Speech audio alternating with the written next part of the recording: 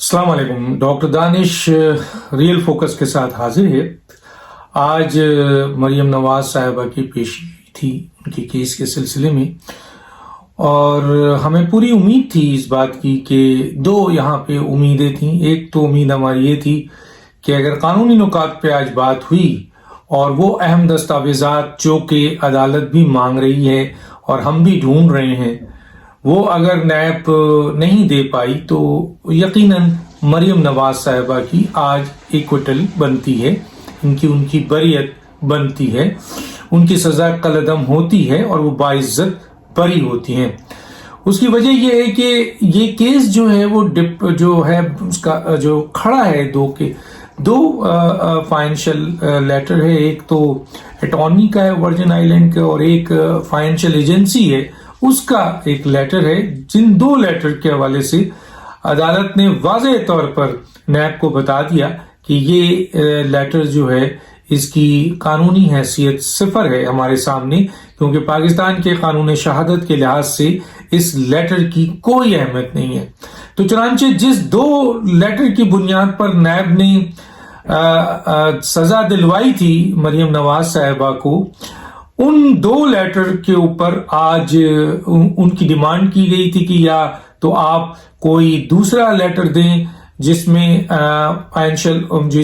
Beneficial owner और ownership साबित हो, वरना अदरवाइज अदालत का वक्त जाया न करें, और फैसला अदालत करने के लिए तैयार खड़ी थी।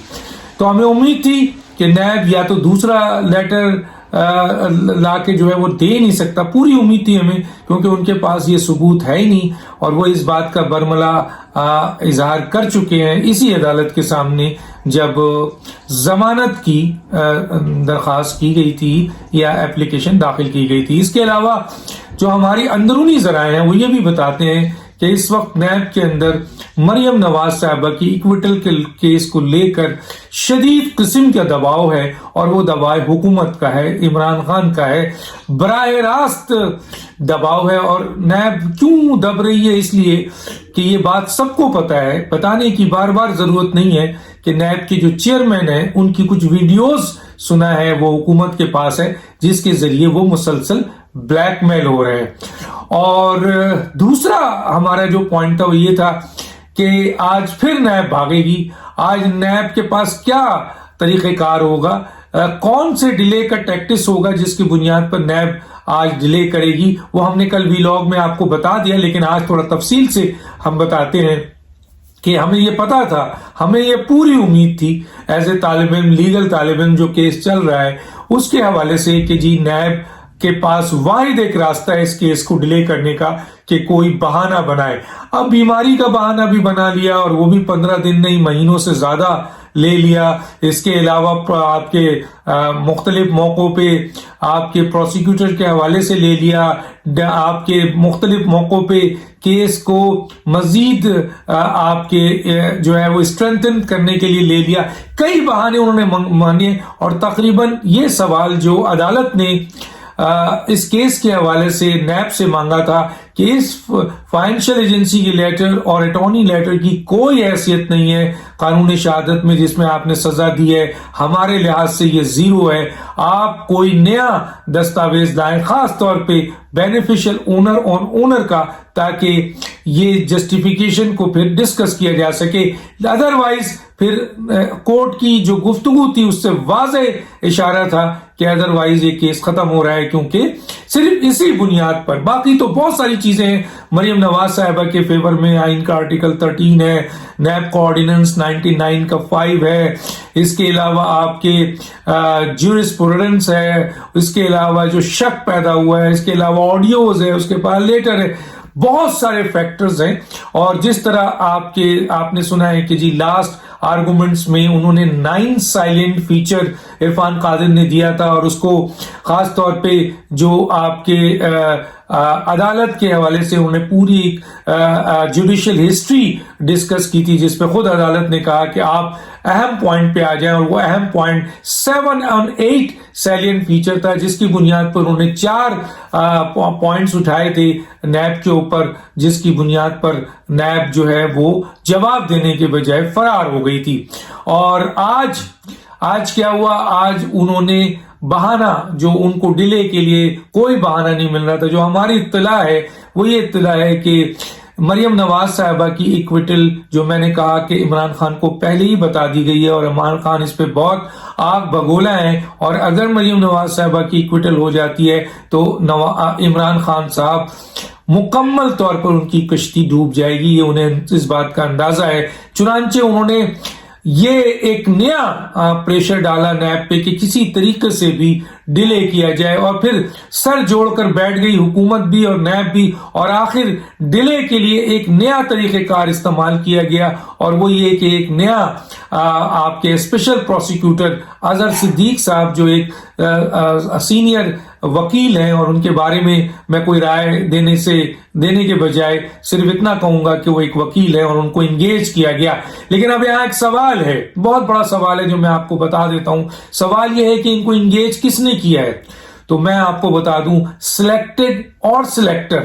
تو سلیکٹڈ تو عمران خان ہے اور سلیکٹر جو ہے وہ اسٹیبلشمنٹ ہے. تو اظہر صدیق کو انگیج کیا ہے سلیکٹڈ نے, یعنی عمران خان نے. عمران خان صاحب نے نیب کو کہا کہ اظہر صدیق کو آپ انوالو کریں اور اظہر صدیق کو یہ کیس دیں, کیونکہ عمران خان صاحب کے سامنے اگر کوئی بہت زیادہ بولتا ہے اور بڑا یقین دلاتا ہے ان کو کہ جناب وہ تو بہت ہی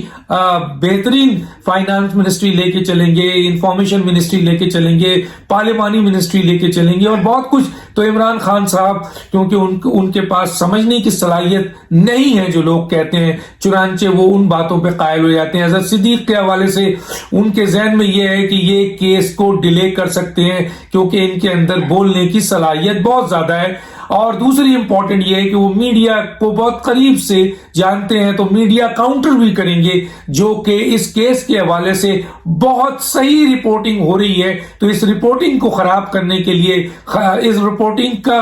دوسرا جو ہے وہ غلط عکس لانے کے لیے جو ہے اظہر صدیق, کیونکہ اور ان کے پروسیکیوٹر میں اتنی صلاحیت نہیں تھی, اظہر صدیق کیونکہ میڈیا کے وکیل بھی کہلاتے ہیں, میڈیا میں بولتے ہیں, ان کا خود بھی یوٹیوب چینل ہے اور اس طرح کی کئی باتیں وہ کرتے رہتے ہیں, تو وہ بہت بہتر ہوگا کہ ایک تو ان کی انٹری ہوگی ایک نئے وکیل کی حیثیت سے, اسپیشل پروسیکیوٹر کی حیثیت سے, تو جو عدالت ہے ان کو ٹائم دینا پڑے گا, اور وہی ہوا کہ اظہر. اور دوسرا یہ ہے کہ میڈیا میں وہ ٹاکس کریں گے اور جو لفاظی ان کے دوسرے مشیر اور وزیر اور دوسرے لوگ جو ہیں وہ جو بیسیکلی ٹیکنیکلی زیرو ہیں, ان کے سارے لوگ زیرو ہیں, اور جو چند اہم آپ کے منسٹرز ہیں یا جو لائر ہیں وہ اس طرح کی گفتگو باہر میڈیا میں کرنا نہیں چاہتے کیونکہ ان کی اپنی ایک کریڈیبلٹی ہے. وہ الگ بات ہے کہ وہ عمران خان کے ساتھ منسلک ضرور ہے لیکن وہ اپنی کریڈیبلٹی کو تباہ نہیں کرنا چاہتے, اس لیے باہر آ کر وہ تماشا نہیں بننا چاہتے. ہاں ان کے پاس ایک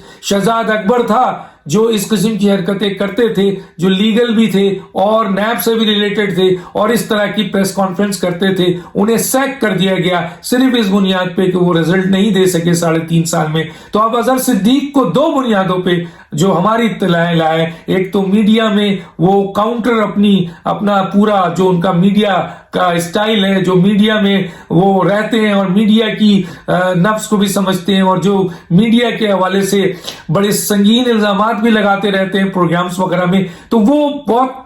بہتر انداز سے میڈیا میں بات کر سکیں گے, اور کوئی ان کا وکیل یا ان کا اچھا لائر, ان کا منسٹر اس کے لیے تیار نہیں ہوا تھا کہ وہ میڈیا میں آ کر اس کیس کے حوالے سے کاؤنٹر غلط باتیں کرے. چنانچہ اظہر صدیق صاحب ایک پروفیشنل وکیل بھی ہیں, تو ان کو اس لیے بھی انگیج کیا گیا, اور دوسرا یہ کہ اس کیس کو ڈیلے کیا جائے. وہ ڈیلے یہ ہے کہ جب ظاہر ہے کوئی نیا وکیل آئے گا اور وہ یہ کہے گا کہ مجھے کیس کی تیاری کرنی ہے, اور اس بنیاد پہ وہی ہوا کہ اظہر صدیق صاحب تشریف لائے اور انہوں نے 2 مہینہ مانگ لیا کہ مجھے 2 مہینہ اس کیس میں دیا جائے, اور کہا کہ 2 مہینہ, تو انہوں نے کہا اس لیے کہ یہ والیومنس کیس ہے. تو اس پر عرفان قادر نے بڑی خوبصورت گفتگو کی, بڑی زبردست بات کی جس پہ شاید لوگوں کو مناسب نہیں لگا لیکن ججز نے اس کو انجوائے کیا, اور وہ یہ تھا کہ والیومنس چیزیں تو ہیں لیکن irrelevant voluminous ہے. اور یقیناً وہی ہوا کہ جب اظہر صدیق نے میڈیا میں آ کے گفتگو کی تو میڈیا پرسن نے ان سے جب سوالات کیے تو وہ سوالات میں بوکھلاہٹ میں معذرت کے ساتھ وہ بوکھلاہٹ میں بہت سی ایسی باتیں کر گئے جو irrelevant باتیں تھی، جو دفن ہو چکی ہیں، جو ختم ہو چکی ہیں. بات تو صرف یہ ہے کہ جس 2 فائنینشل لیٹر اور اٹارنی لیٹر کے اوپر مریم نواز صاحبہ کو سزا دی گئی تھی اس کی حیثیت اور حقیقت زیرو ہو چکی ہے، اور کوئی آپ کے پاس فائنینشل بینیفیشل اونر کا لیٹر ہے، دستاویزات ہے اور اونرشپ کا دستاویزات ہے تو وہ پیش کرے. وہ نہ آج پیش کیا گیا اور نہ کئی ہفتوں اور مہینوں سے پیش کیا جا رہا ہے. اظہر صدیق کی انٹری جو ہے وہ مکمل طور پر عمران خان صاحب کی دباؤ کے تحت نیب نے اظہر صدیق کو شامل کیا. اب آپ سوچئے کہ جو پروسیکیوٹر جنہوں نے آپ کے مریم نواز صاحبہ کو سزا دلوائی، جنہوں نے مریم نواز صاحبہ کے کیس کو لے کر چلے اور برسوں اس کیس کو فائٹ کیا اور اس بنیاد پر انہوں نے سزا دلوائی مریم نواز صاحبہ کو، وہ آج غیر فعال ہو گئے، وہ زیرو ہو گئے، وہ بیکار ہو گئے. اور ایک ایسے وکیل جن کا اس کیس سے کوئی تعلق نہیں ہے، جو اس کیس کو کبھی انہوں نے اسٹڈی نہیں کیا ہے، اس کیس کے بارے میں وہ جانتے نہیں ہیں، اور اس کیس کے حوالے سے نہ وہ ایکویٹل میں شامل تھے، نہ ایکویٹل کہہ رہا ہوں، نہ سزا میں شامل تھے، تو گویا ان صاحب کی انٹری اسپیشل پروسیکیوٹر کے حیثیت سے، اور جو مین پروسیکیوٹرز ہیں، پروسیکیوٹر جنرل ہیں، ڈپٹی پروسیکیوٹر ہیں، جنہوں نے مریم نواز صاحبہ کی کیس کے اوپر انکوائری، انویسٹیگیشن، پیپرز، ثبوت، گواہ، جو کچھ بھی ہے اس کے اوپر برسوں کام کیا اور پھر مریم نواز صاحبہ کو کورٹ سے سزا دلوائی تھی، وہ آج زیرو ہو گئے.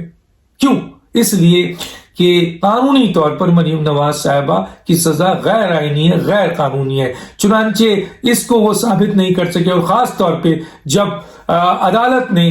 نیب سے جو ان کا 2 لیٹر جس کے اوپر یہ سزا کھڑی ہے اس کو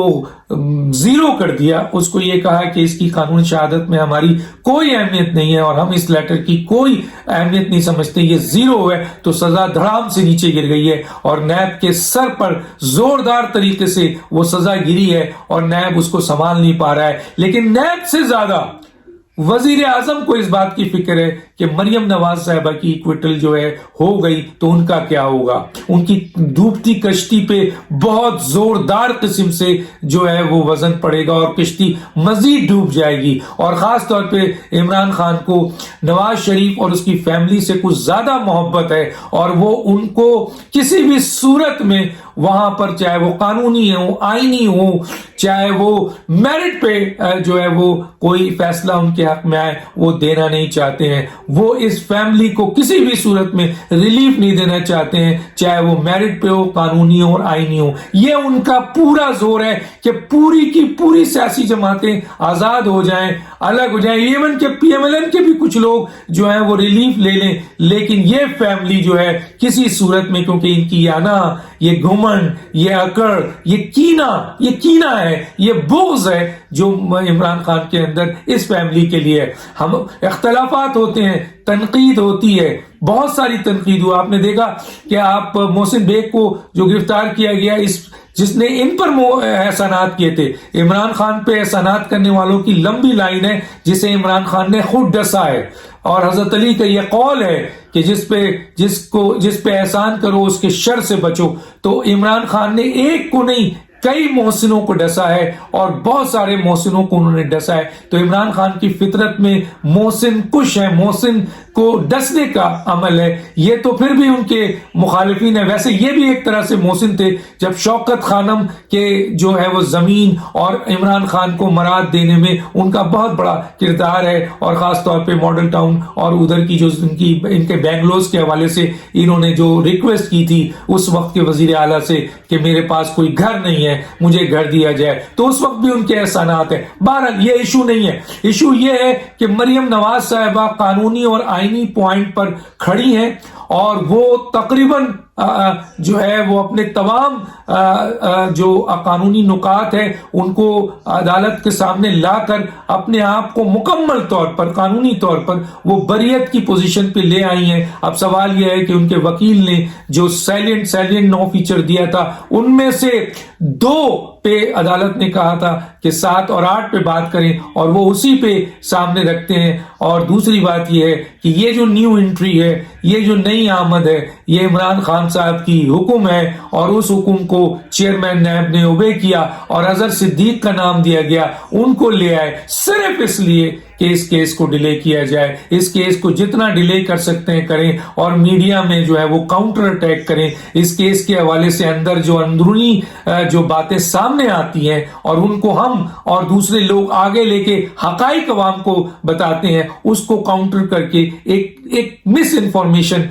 کے طور پر عدالت کا کوئی آدمی, نیب کا کوئی آدمی جو ہے وہ میڈیا میں بیان دے. یہ ہے مکمل ان کی کوشش. لیکن یہ ڈیلے تو ہو سکتا ہے. میں دعوے سے کہہ رہا ہوں جس طرح عدالت نے ان سے مانگا ہے, یہ وہ 2 پیپر پہ کھڑے ہیں جو گر چکا ہے اور ان کے پاس مزید کوئی ثبوت نہیں ہے جس کے اوپر مریم نواز صاحبہ کی بریت آج نہیں تو کل بنے گی. یہ قانون کا اعلان ہے, یہ آئین کا اعلان ہے. ڈاکٹر دانش کو اجازت دیجیے. اللہ حافظ.